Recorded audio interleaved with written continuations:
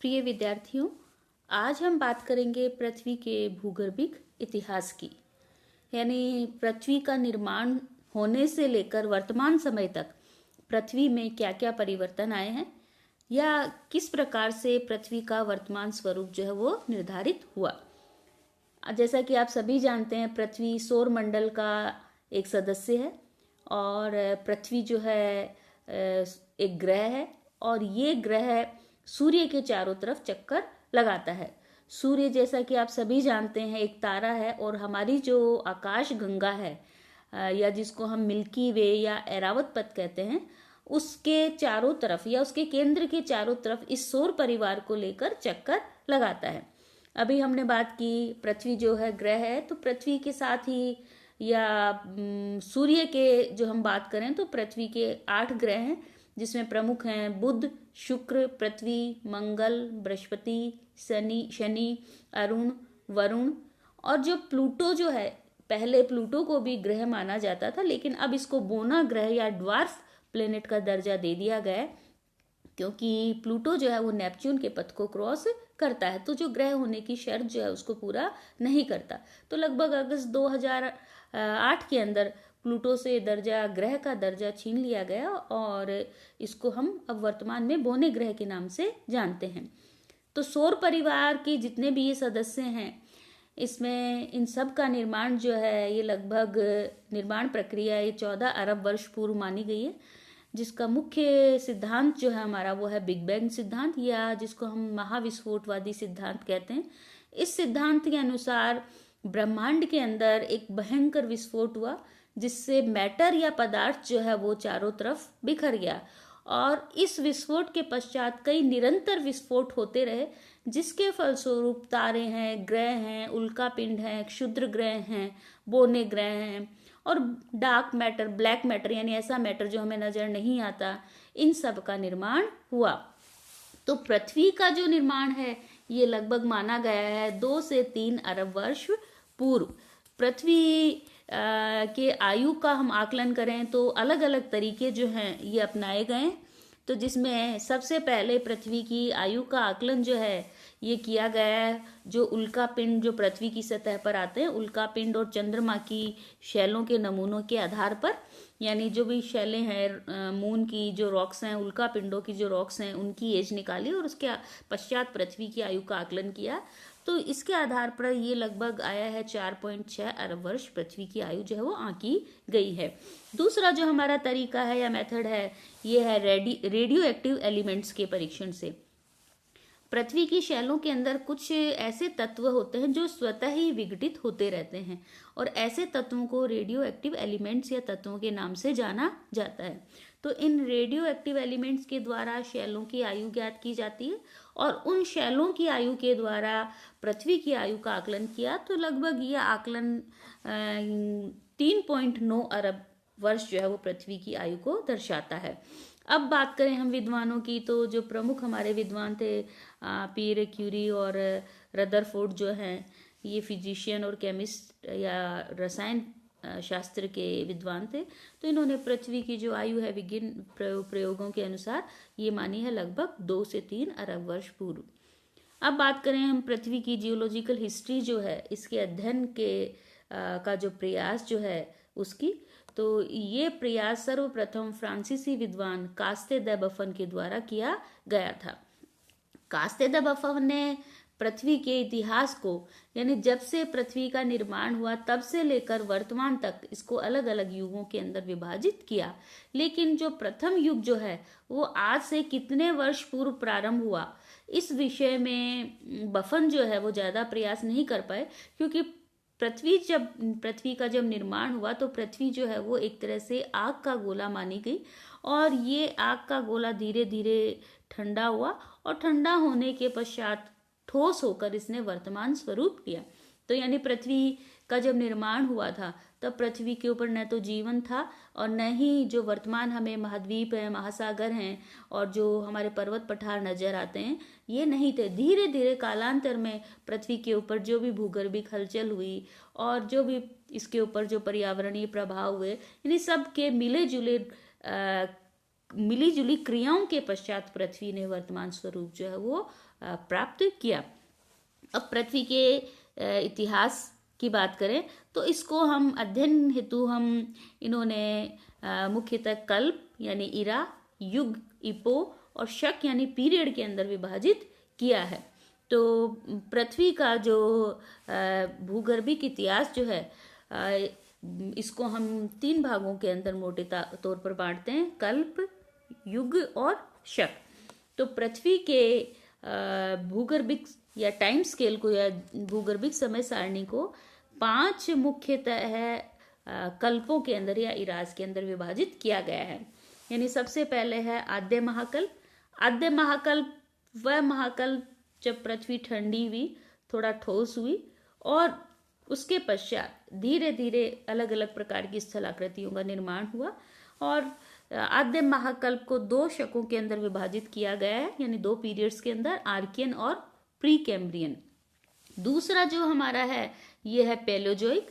Palaeozoic को हम प्रथम युग के नाम से भी जानते हैं और इसको लगभग 6 जो हमारे शक हैं, पीरियड जो उसके अंदर विभाजित किया गया है, कैम्ब्रियन, ऑर्डोविसियन, सिलूरियन, डेवोनियन, कार्बोनिफरस और पर्मियन। ये जो विभाजन किया गया है ये आयु के द्वारा, अलग अलग पीरियड्स के द्वारा, एज के आधार पर इसको विभाजित इन्होंने किया है। तीसरा जो हमारा है ये है मेसोजोइक। मेसोजोइक को द्वितीय युग के नाम से भी जाना जाता है और इसे 3 पीरियड्स यानी ट्रियसिक, जुरेसिक और क्रिटेशियस, 3 पीरियड्स या शक के अंदर विभाजित किया है।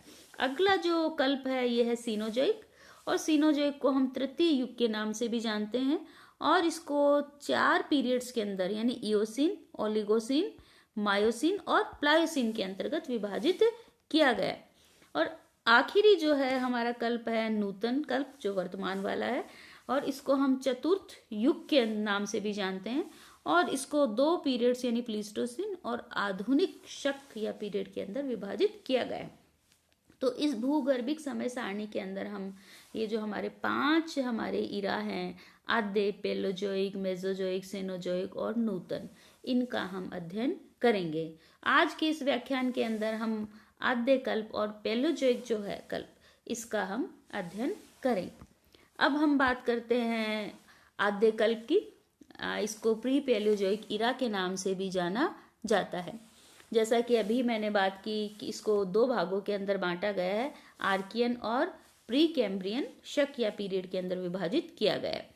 इस कल्प की जो अवधि जो है ये 80 करोड़ वर्ष, लगभग 60 से लेकर 80 करोड़ वर्ष पूर्व जो है वो आंकी गई है, जिसमें सबसे पहले हम लेते हैं आर्कियन शक। आर्कियन शक जो है इसकी अवधि यानी ये अवधि जो थी यानी कितने वर्ष पूर्व आर्कियन शक का प्रारंभ हुआ और कब समाप्त हुआ, तो यानी लगभग 80, वर्तमान से 80 करोड़ वर्ष पूर्व से लेकर 70 करोड़ वर्ष पूर्व के मध्य इसकी अवधि रही है। यानी 80 करोड़ वर्ष से पूर्व हुआ, 80 करोड़ वर्ष पूर्व ये प्रारंभ हुआ और लगभग 70 करोड़ वर्ष पूर्व इसकी अवधि जो है वो समाप्त मानी गई है। कुल अवधि हम देखें इस काल की तो ये लगभग है 10 करोड़ वर्ष। इस पीरियड को प्राग जैविक यानी एजोइक पीरियड के नाम से भी जाना जाता है। और इस काल की हम शैलों को हम देखें तो इनमें जीवाश्मों या फॉसिल्स का अभाव पाया गया है। साथ ही जो ग्रेनाइट और जो नीस जो शैलें पाई गई हैं जिनमें सोना और लोहे की प्रधानता हमें प्राप्त हुई है। तो शैलों में जीवाश्मों का अभाव ये बताता है कि इस काल में यानी लगभग पृथ्वी के ऊपर 70 से 80 करोड़ वर्ष पूर्व पृथ्वी के ऊपर जीवन नहीं था। तो एक तरह से पृथ्वी की प्रारंभिक अवस्था को ये प्रस्तुत करता है। इसी के साथ हम बात करें तो वर्तमान की जो हमारी कनाडियन और फेनोस्कैंडिया यानी जो बाल्टिक शील्ड है यूरोप में, ये शील्ड जो है इसका निर्माण उस काल में हुआ। यानी उस काल के अंदर ये 2 हमारे कठोर दृढ़ भूखंड हैं जो मौजूद हैं। दूसरा हमारा पीरियड है आद्य कल्प का, ये है pre Cambrian period. Pre Cambrian period जो है ये इसकी अवधि है 70 करोड़ वर्ष से लगभग 60 करोड़ वर्ष पूर्व, यानी 70 करोड़ वर्ष पूर्व ये प्रारंभ हुआ और 60 करोड़ वर्ष पूर्व ये समाप्त हो गया। कुल अवधि रही है इसकी 10 करोड़ वर्ष पूर्व, तो यानी 10 करोड़ वर्ष, यानी 10 करोड़ वर्ष प्री कैम्ब्रियन पीरियड का टाइम रहा है। इस काल की हम बात करें तो इस काल की मुख्य घटना है पृथ्वी वायव्य से तरल और फिर ठोस हुई। वर्तमान स्वरूप कैसा है पृथ्वी का? ठोस। तो शुरुआत में पृथ्वी आग का गोला थी, तो वायव्य, फिर वायव्य से थोड़ा ठंडा होकर लिक्विड फॉर्म में आई और लिक्विड से धीरे धीरे वो ठोस के अंदर परिवर्तित हुई। अगली मुख्य घटना इस काल की, प्रारंभ में पृथ्वी के ऊपर वायुमंडल और जल नहीं था। धीरे धीरे पृथ्वी के आंतरिक भाग से जो गैसें प्राप्त हुई, पृथ्वी के ऊपर निरंतर विस्फोट हो रहे थे, तो अंदर से तत्व निकले, कुछ बाहर से तत्व प्राप्त हुए और उन तत्वों के संयोग से वायुमंडल का, यानी अलग अलग प्रकार की गैसों का निर्माण हुआ और इन गैसों से वायुमंडल का निर्माण हुआ। ऐसे ही हाइड्रोजन और ऑक्सीजन के संयोग से H2O यानी जल का निर्माण हुआ और वायुमंडल के अंदर जब सैचुरेटेड वायुमंडल जब पूर्णतः हो गया H2O से या जल से, तो पहली बारिश हुई होगी और उसके पश्चात निरंतर कई रेनफॉल हुए होंगे और धीरे धीरे छोटे छोटे खड्डों के अंदर जल भरा होगा, तो छोटे तालाब, फिर झीलें और उससे बड़े बड़े आपके सागर और फिर महासागरों का निर्माण हुआ। तो इस काल की मुख्य घटना है वायुमंडल और जलमंडल का निर्माण। तो आप ये ध्यान में रखिए, पृथ्वी के निर्माण के समय इसके ऊपर न तो वायुमंडल था न ही जलमंडल। इनका निर्माण लगभग वर्तमान से 70 करोड़ वर्ष पूर्व से लेकर 60 करोड़ वर्ष पूर्व हुआ है। इसके साथ ही इस काल के अंदर शैलों में अत्यधिक रूपांतरण या कायांतरण हुआ है, क्योंकि पृथ्वी के ऊपर इस काल में निरंतर हलचलें जारी थी, तो उच्च ताप और दाब के कारण शैलें जो है अपना मौलिक स्वरूप जो है वो परिवर्तित कर रही थी। अब हम बात करें जीवन की पृथ्वी के ऊपर, तो इस काल के अंदर जीवन जो है वो वनस्पति के रूप में नजर आया और वनस्पति भी किस रूप में? सागरीय घास। समुद्रों के अंदर, पृथ्वी के ऊपर ध्यान में रखिए, जीवन जो है वो सर्वप्रथम स्थल पर नहीं, जल के अंदर यानी समुद्रों के अंदर उत्पन्न हुआ, तो सागरीय घास के रूप में। इसी तरह सागरों के अंदर, खासकर जो गर्म सागर थे, उसमें छोटे छोटे नरम त्वचा वाले रीढ़ विहीन जीवों का उद्भव हुआ, यानी छोटे छोटे जिनमें बैकबोन नहीं थी, ऐसे जीवों का विकास हुआ। भारत की हम बात करें तो खासकर भारत की जो अरावली है और धारवाड़ क्रम की शैलें जो हैं वो आद्य कल्प जो है उस कल्प की बनी हुई हैं। अब हम बात करते हैं हमारे दूसरे इरा की। दूसरा इरा जिसको हम किस नाम से जानते हैं? पुराजीवी कल्प, या इसको पैलियोजोइक इरा के नाम से भी जाना जाता है। युग के हिसाब से हम देखें तो इसको प्रथम या प्राथमिक युग के नाम से भी जाना जाता है। इस कल्प को 6 उपविभागों के अंदर बांटा गया है: कैम्ब्रियन, ऑर्डोविसियन, सिल्यूरियन, डेवोनियन, कार्बोनिफरस और पर्मियन। सबसे पहले हम लेते हैं कैम्ब्रियन शक को। कैम्ब्रियन शक की अवधि जो है वो है लगभग 60 करोड़ वर्ष पूर्व से लेकर 50 करोड़ वर्ष पूर्व, यानी इसकी प्रारंभ आज ये कैम्ब्रियन पीरियड जो है लगभग 60 करोड़ वर्ष पूर्व प्रारंभ हुआ था और 50 करोड़ वर्ष पूर्व ये समाप्त हुआ। कुल अवधि जो है इसकी है लगभग 10 करोड़ वर्ष। अब हम बात करें पृथ्वी के धरातल की, तो इस काल के अंदर प्रथम बार सागरों का स्थलीय भागों पर अतिक्रमण। अभी हमने बात की कि जलमंडल का निर्माण हो चुका था, तो जैसे जैसे सागर जो हैं, सागरों के अंदर जल इकट्ठा होता गया, तो जो भी स्थलीय भाग थे वो सागरों के नीचे आते गए, यानी एक तरह से हम कहें तो सागर जो हैं वो स्थलीय भागों पर आ गए, तो इसको हम कहेंगे स्थलीय भागों पर इन्होंने अतिक्रमण करना प्रारंभ कर दिया। इस कल्प का नाम कैम्ब्रियन है। तो ये कैम्ब्रियन जो नामकरण जो किया गया है ये यूनाइटेड किंगडम के कैम्ब्रिया नामक स्थान पर किया गया है। ये आप जियोलॉजिकल टाइम स्केल पढ़ेंगे तो जियोलॉजिकल टाइम स्केल में आप देखेंगे कि सभी भी जितने भी नामकरण जो किए गए हैं ये सारे के सारे इंग्लैंड और उसके आसपास यानी यूनाइटेड किंगडम के आसपास के क्षेत्रों के आधार पर हैं, क्योंकि इसका टाइम स्केल का अध्ययन जो है वो उधर से ही यानी यूरोप में ही प्रारंभ हुआ था। तो वहाँ की जो शैलें हैं उनके आधार पर देखेंगे हम सभी जो हमारे पीरियड्स हैं या इराज जो हैं उनका नामकरण किया गया है। इसके साथ ही हमारी सबसे पुरानी अवसादी शैलें जो हैं वो कैम्ब्रियन पीरियड के अंदर ही बनी। यानी इस काल के अंदर शैलों का अ, अपक्ष और अपर्दन प्रारंभ हो गया था और धीरे धीरे अपक्ष और अपर्दन के पश्चात अवसादों के जमाव के फलस्वरूप अवसादी शैलों का निर्माण हुआ। साथ ही हम बात करें स्थलों की, तो स्थलों के ऊपर छोटे छोटे सागरों का निर्माण हुआ जिनकी गहराई अधिक नहीं थी। तो ऐसा कह सकते हैं हम कि छिछले सागरों का विस्तार, निर्माण, विस्तार और सागरों का प्रसार और उतार, यानी सागरों के अंदर जल में वृद्धि होने पर सागर जो है उनका एरिया बढ़ा और फिर स्थलीय भाग की ऊंचाई में वृद्धि हुई जिसके कारण सागरों में उतार आया, यानी सागर जो पीछे की तरफ हटने लगे। अब बात करें हम इस काल में जलवायु की, तो इस काल के अंदर पृथ्वी जो है पूर्णतः ठंडी नहीं हुई थी। तो इस काल में जलवायु जो है वो सर्वत्र गर्म थी और समान थी, यानी पूरा जो ग्लोब है, आज हम देखें तो अलग अलग हमारे जलवायु कटिबंध है, लेकिन इस काल में पूरे ग्लोब के ऊपर जलवायु जो है वो समान यानी गर्म थी। इसके साथ ही हम बात करें शैलों की, तो वेल्स, उत्तरी पूर्वी स्कॉटलैंड, पश्चिमी इंग्लैंड, ये सारे के सारे यूनाइटेड किंगडम के हिस्से हैं। इसके अलावा कनाडा, संयुक्त राज्य अमेरिका, इनमें कैम्ब्रियन शैलों का निर्माण हुआ। यानी इस काल में जो शैलें बनी उनको हम कैम्ब्रियन शैलों के नाम से जानते हैं। तो खासकर इन क्षेत्रों के अंदर यूनाइटेड किंगडम और कनाडा और संयुक्त राज्य अमेरिका जो है, यहाँ पर इस प्रकार की शैलें पाई जाती हैं। अब हम बात करें जीवन की, तो जीवन जो है, खासकर जो वनस्पतियां जो थी वो केवल सागरों तक ही सीमित थी, यानी स्थल पर अभी भी वनस्पतियों का निर्माण नहीं हुआ था, यानी जीवन जो है अभी भी जल में ही था। और सागरों में खासकर जो शैवाल जो होते हैं, एल्गी जो है, इनकी उत्पत्ति प्रारंभ हुई।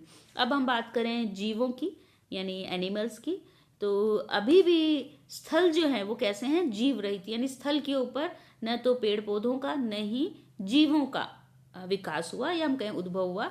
साथ ही सागरों के अंदर रीढ़ वाले जीव जो है, अभी तक हमने बात की थी एकशेरुकी यानी बिना रीढ़ वाले जीवों का विकास, लेकिन अब वो धीरे धीरे जो बिना रीढ़ वाले जीव जो थे वो रीढ़ वाले जीवों के अंदर मॉडिफाइड होने लगे, यानी रूपांतरित होने लगे, और जिसके कारण सागरों के अंदर जो हमारे वर्टिब्रेट्स जो हैं, यानी हम मानव जैसे, यानी मछली से लेकर पाइसियन से लेकर हमारे मैमल्स तक के जीवों का विकास जो है वो प्रारंभ हुआ। अगला जो हमारा पीरियड है इसका ये है ऑर्डोविसियन शक या पीरियड। ऑर्डोविसियन की अवधि हम देखें तो प्रारंभ हुआ है लगभग 50 करोड़ वर्ष पूर्व और समाप्त होने की अवधि है इसकी वर्तमान से लगभग 44 करोड़ वर्ष पूर्व। कुल अवधि की हम बात करें तो इसका काल रहा है कितने, 6 करोड़ वर्ष पूर्व। इसको हम ऑर्डोविसियन शक क्यों कहते हैं? ऑर्डोविसियन जो नाम है ये उत्तरी वेल्स जो यूनाइटेड किंगडम में है, वहाँ की ऑर्डोविसिस एक जाति है, जनजाति मानव की, ब्रिटिश जनजाति जो, उसके नाम पर इसका नामकरण किया गया है। इस काल की हम बात करें तो स्थल पर सागरों का उतार चढ़ाव जो है वो इस काल में भी जारी था, यानी कभी सी लेवल ऊंचा हो जाता जिसके कारण स्थलीय भागों पर चढ़ाव हो जाता और फिर सागर जो है वापस स्थलीय भाग की ऊंचाई में वृद्धि होने के कारण सागरों का हम कह सकते हैं कि उतार हुआ। इसके साथ ही छिछले जो सागर थे उनमें बालू और अवसादों के जमाव हुए और जिसके कारण इस काल में कई स्थलीय सागर जो हैं वो शुष्क भी हुए। इसके साथ हम बात करें तो उत्तरी अमेरिका और उत्तरी पश्चिमी यूरोप जो है उसमें शैलों के जमाव के कारण अवसादी शैलों का निर्माण हुआ बड़े पैमाने पर। इसके साथ ही मुख्य घटना जो है वो है पर्वत निर्माण प्रक्रिया, यानी पर्वतों का निर्माण जो है वो इस काल में मुख्यतः बड़े पैमाने पर प्रारंभ हुआ। साथ ही सागरों के अंदर ज्वालामुखी क्रिया जो है वो सक्रिय हुई। इसके साथ अब हम बात करें जलवायु की, तो जलवायु अभी भी सर्वत्र गर्म थी और पृथ्वी के ऊपर जलवायु कटिबंधों का निर्माण ऑर्डोविसियन पीरियड तक नहीं हुआ था। इसके साथ अब हम देखें जीवन को, तो स्थलीय भाग जो है अभी भी जीव विहीन थे, यानी पृथ्वी के ऊपर लगभग 44 करोड़ वर्ष पूर्व स्थल के ऊपर जीवन नहीं आया था। जीवन था लेकिन कहाँ, सागरों के अंदर, वनस्पतियों के रूप में और जीवों के रूप में। वनस्पतियां केवल सागरों में ही थी और सागरों में रीढ़ वाले जीवों का विकास और विस्तार हो रहा था। अब हम बात करें अगले हमारे पीरियड की, जो है सिलूरियन शक या पीरियड के नाम से जाना जाता है। ये प्रारंभ हुआ लगभग 44 करोड़ वर्ष पूर्व और समाप्त हुआ 40 करोड़ वर्ष पूर्व, यानी लगभग 4 करोड़ वर्ष इसकी अवधि रही है। नामकरण जो है इसका दक्षिणी वेल्स जो यूनाइटेड किंगडम का हिस्सा है वहाँ पर ब्रिटिश जनजाति है सीलूर, उसके नाम पर इसका नामकरण किया गया है। इस काल में सागर तल में व्यापक उतार चढ़ाव होते रहे और भूपटल जो है हमारी क्रस्ट जो है उसमें, जैसे कि अभी हमने बात की थी पिछले काल के अंदर पर्वत निर्माण प्रक्रिया प्रारंभ हो गई, वल्केनिटी प्रारंभ हो गई थी, तो भूपटल में परिवर्तन जो है प्रारंभ होना स्वाभाविक है, तो ये पृथ्वी के ऊपर नजर आने लगा था। अब हम बात करें पर्वत निर्माण प्रक्रिया की, तो पर्वत निर्माण प्रक्रिया पिछले काल में ही पीरियड में सक्रिय हो गई थी, लेकिन ज्वालामुखी क्रिया जो है वो ओर्डोविसियन के अपेक्षाकृत इस काल के अंदर कम सक्रिय थी। अब हम बात करें कैलिडोनियन हलचल की, तो इस काल की जो मुख्य घटना है वो है कैलिडोनियन हलचल, जिसके कारण कई पर्वतों का निर्माण हुआ। तो इस हलचल के द्वारा सभी जो महाद्वीप हैं ये प्रभावित हुए। उत्तरी अमेरिका में खासकर अपलेशियन, यूरोप में और स्कॉटलैंड में जो स्कैंडिनेविया जो पर्वत हैं, जो खासकर जो नॉर्वे, फिनलैंड और स्वीडन, इनके अंदर जो पर्वत हैं इनका निर्माण हुआ। और साथ ही भारत, पाकिस्तान और म्यांमार में मध्य हिमालय और सिल्यूरियन जो शैल हैं इनका निर्माण हुआ। हिमालय का निर्माण नहीं, हिमालय के जो नीचे की जो शैलें हैं उनका पृथ्वी के भूगर्भ के अंदर निर्माण हुआ। साथ ही हम बात करें जलवायु की, तो जलवायु सर्वत्र गर्म थी, समान थी। कुछ क्षेत्रों में जलवायु जो है वो शुष्क पाई गई है। जीवन की हम बात करें इस काल के अंदर, तो स्थल पर प्रथम पत्ती विहीन वनस्पतियों का जन्म हुआ। अभी तक जो वनस्पतियां थी छोटी थी, यानी एल्गी जैसी, और वो वनस्पतियां अब स्थल पे आकर, और स्थल पर छोटी छोटी जो प्लांट्स नजर आए, लेकिन उनमें लीव्स नहीं थी, पत्तियां नहीं थी। तो ये ध्यान में रखिए, पत्ती विहीन वनस्पतियों का जन्म हुआ। और सागर में जो रीढ़ वाले जीव जो हैं इनका विकास और विस्तार हुआ, अतः इसे एज ऑफ वर्टिब्रेट भी कहते हैं। ध्यान में रखिए, सिल्यूरियन पीरियड को एज ऑफ वर्टिब्रेट्स और कैलिडोनियन हलचल के नाम से जाना जाता है। यानी इस काल के अंदर जो वर्टिब्रेट्स हैं इनका बहुत अधिक विकास हुआ और पृथ्वी पर एक बड़े पैमाने पर एक बड़ी हलचल हुई जिसे कैलिडोनियन हलचल के नाम से जानते हैं, जिसके कारण कई पर्वतों का निर्माण हुआ पृथ्वी के ऊपर, जिसमें अपलेशियन है, स्कैंडिनेविया के जो माउंटेन्स हैं ये प्रसिद्ध हैं। इसके साथ ही हम अगला जो हमारा पीरियड देखें, इसको डिवोनियन शक या पीरियड के नाम से जाना जाता है।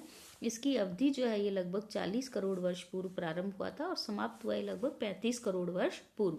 कुल अवधि जो है इसकी है 5 करोड़ वर्ष। इसका नामकरण हम देखें तो यूनाइटेड किंगडम के डिवोनशायर नामक प्रदेश व स्थान के नाम पर इसका नामकरण किया गया है। इस काल में हम देखें तो माउंटेन बिल्डिंग और वल्किनिटी यानी पर्वत निर्माण और ज्वालामुखी क्रिया दोनों ही अत्यधिक सक्रिय थी। और साथ ही कैलिडोनियन हलचल जो पिछले काल में पीरियड में थी वो अभी भी जारी थी, जिसके कारण जो महाद्वीपों पर पर्वत श्रृंखलाएं बनी उनकी ऊंचाई में वृद्धि हुई। जैसे स्कैंडिनेविया है, स्कॉटलैंड के माउंटेन्स हैं, आयरलैंड है, पूर्वी अमेरिका के एप्लेशियन है, इनकी ऊंचाई के अंदर बढ़ोतरी या वृद्धि हुई। इसके साथ ही इस काल के अंदर खासकर रेड सैंडस्टोन, लाल बालू का पत्थर का निर्माण हुआ और इस लाल बालू का पत्थर का निर्माण खासकर उत्तरी पश्चिमी यूरोप में हुआ।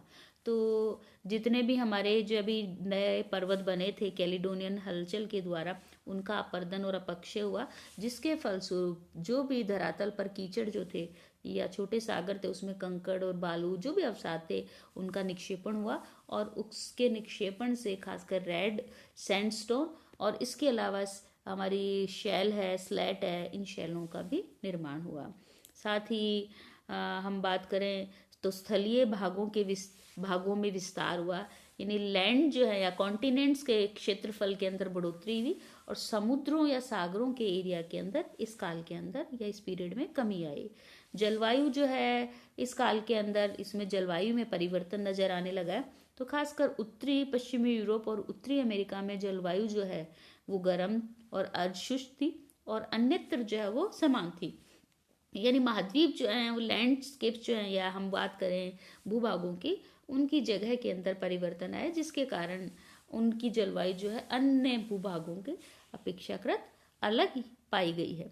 जीवन की हम बात करें तो वनस्पति जो है, खासकर वनस्पतियों के अंदर परिवर्तन, अभी तक तो लीफलेस थी यानी पत्ती विहीन थी, अब हम पौधों में हमें पत्तियां, जड़, तनों का विकास जो है वो नजर आने लगा, और लगभग पौधों की ऊंचाई 40 फीट तक पहुंचने लगी। यानी एक तरह से हम बात करें तो स्थलीय भागों पर बड़े बड़े वृक्षों का निर्माण, पत्ती वाले पेड़ों का निर्माण हुआ।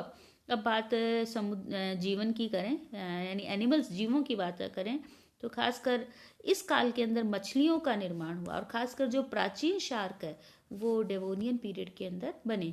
डेवोनियन पीरियड को ध्यान में रखिए, एज ऑफ फिश या मत्स्य युग के नाम से भी जाना जाता है। तो इस काल में पृथ्वी की जो जलवायु थी वो समुद्री जीवों के अनुकूल थी, अतः सागरों में कई प्रकार की मछलियों का विकास हुआ। तो डेवोनियन पीरियड जो है एज ऑफ फिश के नाम से जाना जाता है। ध्यान में रखिए, इस काल में समुद्रों में बड़े पैमाने पर मछलियों का निर्माण हुआ। इसके साथ ही अब हम बात करें तो इस युग के अंत तक, समाप्त होने तक, जीवन जो है यानी समुद्रों से मछलियों का विकास जो है वो स्थल की ओर होने लगा। तो खासकर उभयचर जीवों का उद्भव और विकास हुआ। उभयचर जीव उनको कहते हैं ऐसे जीव जो स्थल और जल दोनों में रह सके, जैसे मेंढक है, सलामेंडर है, ये जल में भी रह सकते हैं और स्थल के ऊपर। तो ऐसे जीव को उभयचर या एम्फीबियंस के नाम से जाना जाता है। तो इस प्रकार के जीव जो है वो डेवोनियन पीरियड के अंतिम भाग के अंदर, यानी हम कहेंगे लगभग 35 करोड़ वर्ष पूर्व जो है इस प्रकार के जीव पृथ्वी पर नजर आने लगे। इसके साथ ही जो सागरीय रीढ़ वाले जीव जो थे वो उनका सागर से स्थल की ओर प्रसरण होने लगा, क्योंकि उनके भोजन के लिए अभी तक क्या था, लैंड के ऊपर वनस्पतियां नहीं थी, यानी जीवों के लिए, एनिमल्स के लिए फूड अवेलेबल नहीं था। तो जैसे जैसे वनस्पतियां ग्रो करने लगी वैसे वैसे जो जीव जो है वो सागरों से स्थल की ओर, जीव हम कहें तो उनका विकास होने लगा। इसके साथ ही स्थलीय जीवों में हम देखें तो छोटे छोटे पंखीन, कीड़े, मकड़ी आदि जो है इनका विकास हुआ। अगला जो पीरियड है जिसको हम कहते हैं कार्बोनिफरस पीरियड, इसको कोयला युग के नाम से भी जाना जाता है, ध्यान में रखिए। तो कोल पीरियड भी इसको कहा जाता है। ये लगभग प्रारंभ हुआ 35 करोड़ वर्ष पूर्व और समाप्त हुआ लगभग 27 करोड़ वर्ष पूर्व। कुल अवधि जो है इसकी लगभग 8 करोड़ वर्ष पूर्व है। नामकरण इसका कार्बन या कोयले के जमाव के कारण इसका नामकरण किया गया। कार्बनिफरस यानी कार्बन, कार्बन का जमाव, और कोयला जो है मुख्यतः कोयले में कार्बन ही होता है। तो इस काल के अंदर हम एक तो भी बात कर ली, कोयला युग कहते हैं इसको, कोयले का निर्माण हुआ या वनों के जमाव से। साथ ही हम बात करें इस काल के अंदर छिछले सागरों की प्रधानता थी, यानी सागर जो उनकी गहराई अधिक नहीं थी, और खासकर यूरोप है, उत्तरी अमेरिका है, इसके अधिकांश भाग जो है वो जल के नीचे डूबे हुए थे, यानी जल प्लावित। इस काल की मुख्य घटना है दूसरी, आर्मेनियन हलचल। आर्मेनियन हलचल के द्वारा खासकर यूरोप में, ब्रिटेन और फ्रांस में पर्वतों का निर्माण हुआ। या हम कह सकते हैं कि ये भूभाग अत्यधिक प्रभावित हुए। जलवायु की बात करें तो इस काल के अंदर जलवायु शुष्क थी। कुछ क्षेत्रों के अंदर जलवायु जो है वो उष्ण आर्द्र हुई, जिसके कारण पृथ्वी के ऊपर सघन और उच्च यानी लगभग 100 फीट ऊंची वनस्पतियों का विकास और विस्तार हुआ।